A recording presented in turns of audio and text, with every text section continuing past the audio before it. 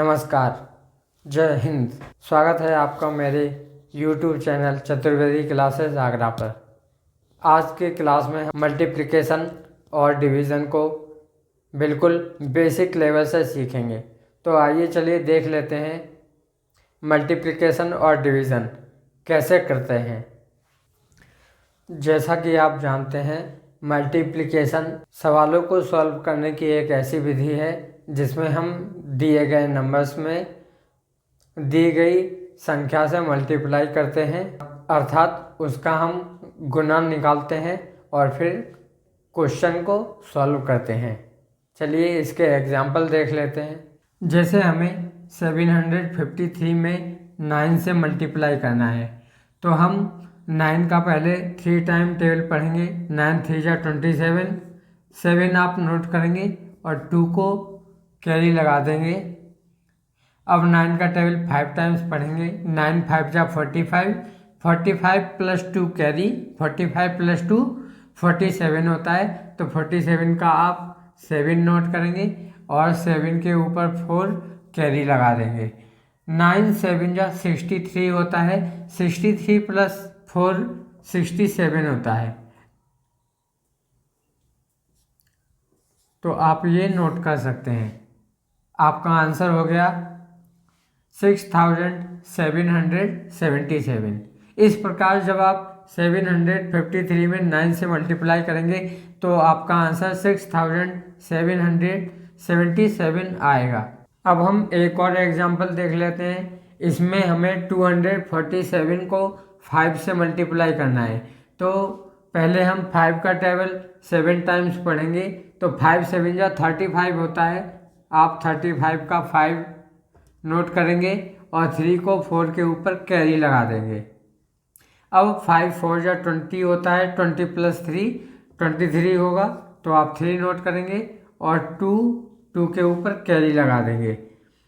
5 2 जा 10 होता है। 10 प्लस 2 12 होगा। तो आप यहाँ पर 12 का पूरा 12 नोट करेंगे। यहाँ पर हमने 12 को पूरा नोट किया है क्योंकि 2 के आगे कोई नंबर नहीं है जिसके ऊपर हम कैरी लगा सकें, इसलिए हम 2 के साथ 1 भी नोट कर लेंगे, यानी कि 12 लिख देंगे। और 247 में 5 से मल्टीप्लाई करने के बाद आपका आंसर 1235 आएगा। अब जैसा कि आप देख सकते हैं, हमें 581 को 14 से मल्टीप्लाई करना है। तो हम इसको अलग अलग मल्टीप्लाई करके देख लेते हैं इसका आंसर क्या आएगा। जैसे पहले हम 4 से मल्टीप्लाई करेंगे। 4 1 जा 4, 4 8 जा 32 का आप 2 लिखेंगे और 5 के ऊपर 3 कैरी लगा देंगे। 4 5 जा 20 प्लस 3 23। अब आपको ये सेकंड लाइन की मल्टीप्लाई करना है, तो आप फर्स्ट डिजिट के नीचे क्रॉस लगाएंगे और 1 1 जा 1 होगा, 1 8 जा 8 होगा और 1 5 जा 5 होगा। 4 प्लस क्रॉस को हम 0 मानते हैं, तो 4 प्लस 0 4 होगा। 2 प्लस 1 3 होगा। 8 प्लस 3 11 होता है। तो 11 का आप 1 लिखेंगे और 1 यहाँ पर कैरी आ जाएगा। 2 प्लस 1 3, 3 प्लस 5 8 होगा। तो ये आपका आंसर आ गया 8134। जब आप 581 को 14 से मल्टीप्लाई करेंगे तो आपका आंसर 8134 आएगा। अब हम 581 को 14 से डायरेक्ट मल्टीप्लाई करके देख लेते हैं क्या हमारा आंसर यही आता है। क्या हमने ये जो मेथड यूज़ किया है ये मेथड हमारा सही होगा। आप ध्यान से इसको समझ लेंगे। जैसे आप देख सकते हैं 581 को हमें 14 से मल्टीप्लाई करना है। तो 14 1 जा 14 होता है। आपने 14 का 4 नोट किया, 8 के ऊपर 1 कैरी लगा दिया। 14 8 जा 112 होता है। 112 प्लस 1 113 का आप 3 नोट करेंगे और 11 को 5 के ऊपर कैरी लगा देंगे। 14 5 जा 70 होता है। 17 प्लस 11 81 होगा। तो ये हमने 81 नोट कर दिया। आप देख सकते हैं इसका भी आंसर 8134 आया है और यहाँ भी आंसर 8134 आया था। यानी कि आप चाहे इसको अलग अलग मल्टीप्लाई करके आंसर सॉल्व करें या फिर इसको एक साथ मल्टीप्लाई करके आंसर सॉल्व करें, दोनों मल्टीप्लिकेशन का आंसर सेम ही आएगा। तो चलिए अब हम एक और एग्जांपल देख लेते हैं। यहाँ हमें 603 में 86 से मल्टीप्लाई करना है, तो हम इसको अलग अलग मल्टीप्लाई करेंगे, पहले 6 से फिर 8 से। तो देखते हैं, 6 3 जा 18 होता है, 18 का आप 8 नोट करेंगे, 1 को कैरी लगा देंगे। 6 का 0 में मल्टीप्लाई करेंगे, तो जब हम किसी भी नंबर में 0 से मल्टीप्लाई करते हैं तो आंसर 0 ही आता है। तो 6 0 जा 0 होगा, 0 + 1 1 होगा, तो आप यहाँ पे 1 नोट कर लेंगे। अब 6 6 जा 36 होता है, तो आपने ये 36 भी नोट कर दिया। अब आपका सेकंड लाइन का मल्टीप्लाई है, तो आपने 1 फर्स्ट डिजिट के नीचे क्रॉस लगा दिया। 8 3 जा 24 होता है, तो आप यहाँ पर 4 नोट करेंगे और 24 के 2 को यहाँ कैरी लगा देंगे 0 के ऊपर। 8 0 जा 0 होगा, 0 + 2 2 होगा। 8 6 जा 48 होता है, तो आप यहाँ पे 48 लिख लेंगे। अब हम इसको ऐड करते हैं, 8 + 0 8, 4 + 1 5, 6 + 2 8, 8 + 3 11, 11 का आप 1 लिखेंगे, 1 कैरी आएगा, 4 + 1 5 होता है। तो ये हो गया आपका आंसर। 603 में जब हम 86 से मल्टीप्लाई करते हैं तो हमारा आंसर 51,858 आता है। अब आपको 236 का 12 से मल्टीप्लाई करने के बाद आंसर कमेंट बॉक्स में कमेंट करना है। अब हम अपने सेकंड टॉपिक डिवीज़न को समझ लेते हैं।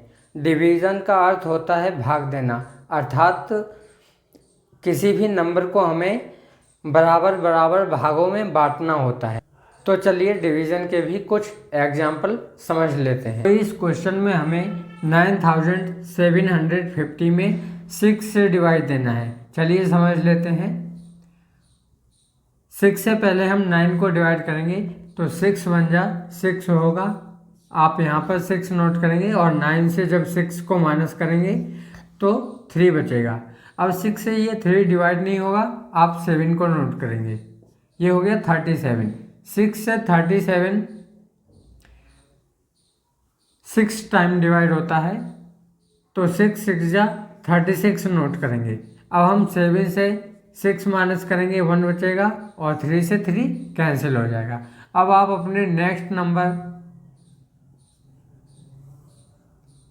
5 को भी नीचे नोट कर लेंगे। तो ये है 15। 6 से 15 2 टाइम डिवाइड होता है, हमने कोसेंट में 2 नोट किया और यहाँ लिखेंगे 6 2 जा 12। 5 से 2 माइनस करने के बाद 3 बचेगा और 1 से 1 कैंसिल।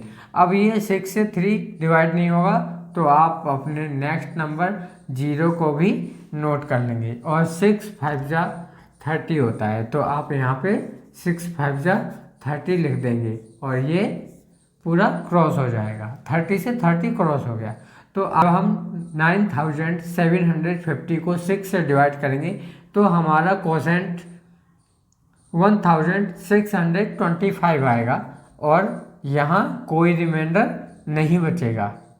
यहाँ जो नंबर आता है उसे कोसेंट बोलते हैं और यहाँ पर जो नंबर बचा हुआ होता है उसे रिमाइंडर बोलते हैं। तो इस क्वेश्चन में कोई भी रिमाइंडर नहीं है। अब नेक्स्ट क्वेश्चन में हमें 354 को 8 से डिवाइड देना है। तो चलिए इसको भी देख लेते हैं। 8 से जब हम 3 में डिवाइड देंगे तो 8 से 3 डिवाइड नहीं होगा, क्योंकि 3 छोटा नंबर है और 8 बड़ा नंबर है। तो 3 5 को भी नोट कर लेगा अपने साथ और ये हो जाएगा 35। अब हम 8 से 35 को डिवाइड करेंगे, तो 8 4 जा 32 होता है, मीन्स ये 4 टाइम्स डिवाइड होगा और आप यहाँ पे 32 लिखेंगे। अब आप इन दोनों को माइनस करेंगे, 5 - 2 3 होगा और 3 से 3 कैंसिल हो जाएगा। 8 से 3 डिवाइड नहीं होगा, इसलिए आप नेक्स्ट नंबर 4 को नोट कर लेंगे। तो फिर से 8 से 34 4 टाइम्स डिवाइड होगा और 8 4 जा 32 होता है, तो आप यहाँ पे 32 नोट करके इनको माइनस करेंगे। 4 - 2 2 होगा और 3 से 3 कैंसिल हो जाएगा। तो यहाँ पर ये जो 2 है हमारा रिमाइंडर है और ये जो 44 है ये कोसेंट है। इसी तरह यहाँ पर 1625 कोसेंट था और इसमें रिमाइंडर नहीं बचा था। अब हमें इस क्वेश्चन में 16 से 9042 में डिवाइड देना है। तो 16 5 जा 80 होता है, आप 80 नोट करेंगे और 90 और 80 को माइनस करेंगे। 0 - 0 0 होगा, 9 - 8 1 होगा। अब आप 16 से 10 डिवाइड नहीं होता है, इसलिए नेक्स्ट नंबर 4 को नोट कर लेंगे। ये हो गया 104। अब 16 6 जा 96 होता है, तो हमने ये 96 नोट किया और इन दोनों को भी माइनस कर देंगे। 4 से 6 माइनस नहीं होगा तो ये आगे से 1 कैरी कर देगा, यहाँ हो जाएगा 14। 14 - 6 8 होता है। यहाँ 10 था, 10 ने इसे 1 कैरी दिया तो यहाँ बचेगा 9 और 9 - 9 कैंसिल हो गया। अब 6 से 8 डिवाइड नहीं होगा तो आप नेक्स्ट नंबर 2 को भी नोट कर लेंगे। अब ये हो गया 82। 6 से 82 5 टाइम्स डिवाइड होता है, तो आप यहाँ 6 5 जा 80 नोट करेंगे। इन दोनों को जब माइनस करेंगे तो 2 - 0 2 होता है और 8 - 8 कैंसिल हो जाएगा। तो ये जो 2 है वो आपका रिमाइंडर है और ये जो आपका 565 है ये आपका कोसेंट होगा। अब हमें 5973 को 19 से डिवाइड देना है। तो आप जानते हैं 19 से 5 डिवाइड नहीं होगा, हम नेक्स्ट नंबर 9 को भी नोट कर लेंगे। ये हो गया 59। 19 से 59 3 टाइम्स डिवाइड होता है।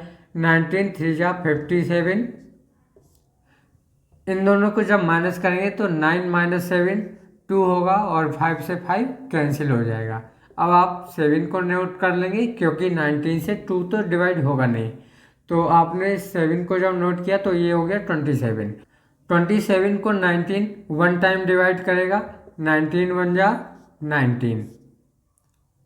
अब आप 27 और 19 को माइनस करेंगे तो 7 - 9 नहीं होगा, इसने आगे से कैरी ले लिया, तो 17 - 9 8 होता है और ये 1 - 1 कैंसिल हो जाएगा 0। अब ये 8 19 से डिवाइड नहीं होता है तो आप 3 को भी नोट करेंगे। ये नंबर हो गया आपका 83। 19 से 83 4 टाइम्स डिवाइड होता है। 19 4 जा 76 होगा। अब आप 83 और 76 को माइनस करेंगे तो ये 3 जब आगे से कैरी ले लेगा, यहाँ हो जाएगा 13 और 13 - 6 7 होता है और यहाँ 7 से 7 कैंसिल हो जाएगा। तो इस क्वेश्चन में आपका 7 रिमाइंडर है और ये 314 कोसेंट है। अब आप सभी के लिए एक इजी सा होमवर्क है। आप 8530 को 11 से डिवाइड करके आंसर कमेंट करेंगे। तो आज की क्लास में आपने सीखा कि हम मल्टीप्लिकेशन और डिवीज़न को इजीली कैसे सॉल्व कर सकते हैं। उम्मीद है कि आपने मल्टीप्लिकेशन और डिवीज़न को अच्छी तरह से समझ लिया होगा। यदि मल्टीप्लिकेशन और डिवीज़न समझने में आपसे कुछ कमी रह गई है या आप अच्छी तरह से एक बार में नहीं समझ पाए हैं तो आप इस वीडियो को एक बार फिर से रिपीट करके देख लें। इससे आपका मल्टीप्लिकेशन और डिवीज़न टॉपिक क्लियर हो जाएगा। मैं Durgesh Chaturvedi, owner of Chaturvedi classes Agra, मिलता हूँ आपसे नेक्स्ट वीडियो में। तब तक के लिए नमस्कार, धन्यवाद।